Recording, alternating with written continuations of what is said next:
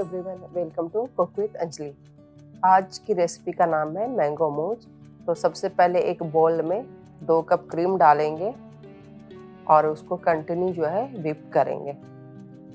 3 से 4 मिनट तक व्हिप करने के बाद जब वो हल्का सा उसमें गाढ़ा होने लगे तब अब हम जो है इसमें कंडेंस मिल्क डालेंगे। आप चाहे तो आप यहाँ पर चीनी या मेल्टेड चॉकलेट का भी इस्तेमाल कर सकते हैं, लेकिन मैंने यहाँ कंडेंस मिल्क डाला है। और कंडेंस मिल्क डालने के बाद इसको फिर से 3-4 मिनट तक इसको व्हिप करेंगे जब तक कि वो पूरा सॉफ्ट और एकदम फ्लफी ना हो जाए।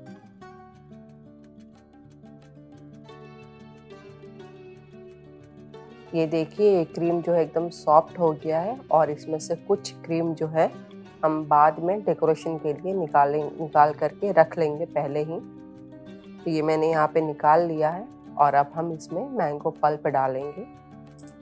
एक साथ पूरा मैंगो पल्प मत डालिए, धीरे धीरे करके डालिए और उसको एकदम हल्के हाथों से उसको मिक्स कीजिए।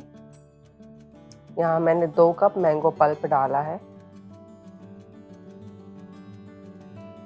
और उसको एकदम हल्के हाथों से उसको मिक्स करेंगे।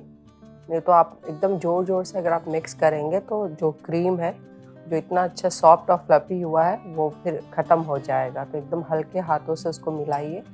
और यहाँ पर मैंने ये येलो फूड कलर डाला है, ये ऑप्शनल है, आप इसे अवॉइड भी कर सकते हैं। फूड कलर डालने के बाद इसको अच्छे से मिक्स करके एक गिलास में इसको डालेंगे।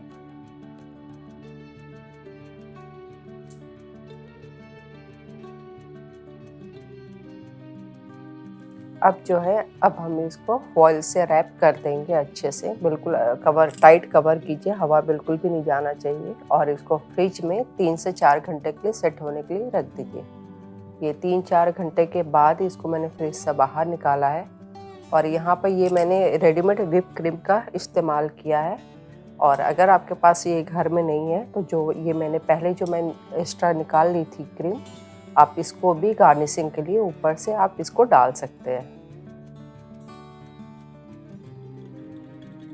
और ये मिक्स ड्राई फ्रूट्स है जिसमें मैंने काजू और बादाम को एकदम से बारीक काट लिया है। इसको इसके ऊपर जो हल्का हल्का स्प्रिंकल कर देंगे गार्निशिंग के लिए।